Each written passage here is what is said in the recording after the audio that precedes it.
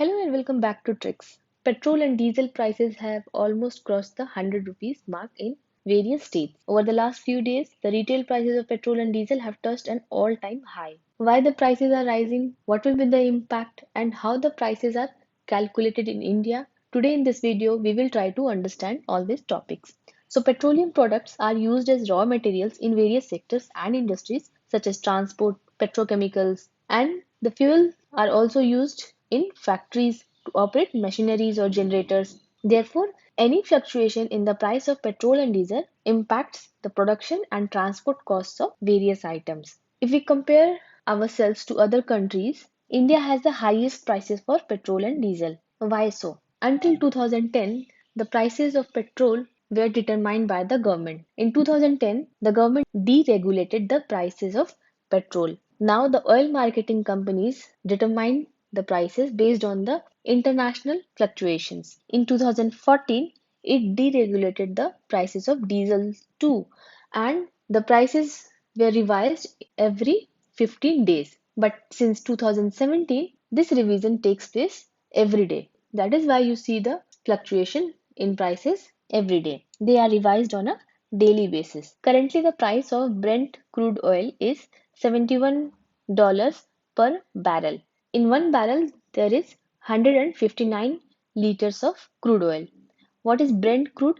Brent is an area in North Sea and it is a mixture of number of crude oil. It is sweet and better than other oil, and this sets a benchmark. Just like the West Texas Intermediate WTI, the Dubai Brent, these are the benchmarks on which prices are determined. The prices of crude oil has been rising since May 2019 because the key oil producing countries announced that they would start increasing the crude oil production gradually. Earlier, they applied a voluntary cut because there was less demand. The prices of crude oil went as below to $17 per barrel. So the Organization of Petroleum Exporting Countries extended supply cuts till 2020. In 2020, the crude oil per barrel was $19. However, since the economy started recovering, the prices of crude oil increased, and that is why the oil producing countries also decided to increase the production also. However, the experts say that increasing production will not impact the prices. Prices will keep on increasing because there is so much demand. And even if the Iran deal finalizes and Iran starts producing the oil, then also oil prices will not decrease. Now, to understand why the prices in India are so high compared to our neighboring countries, we need to understand the price breakup. As on 1st June 2021, the price of crude oil per barrel was approximately 70 rupees per barrel. So the first factor that impacts the price of oil in our country is the international price of Brent crude oil. Second factor is the currency exchange rate, the value of $1 in rupees. Currency exchange rate currently is 72.89 rupees. For $1 it is 72.89 rupees. Since the currency exchange rate also fluctuates and so the prices. It means the crude oil in Indian currency amounts to rupees 5151 rupees for 1 barrel, and 1 barrel is 159 liters. Cost per liter is 32.39 liters, and this is the cost of crude oil.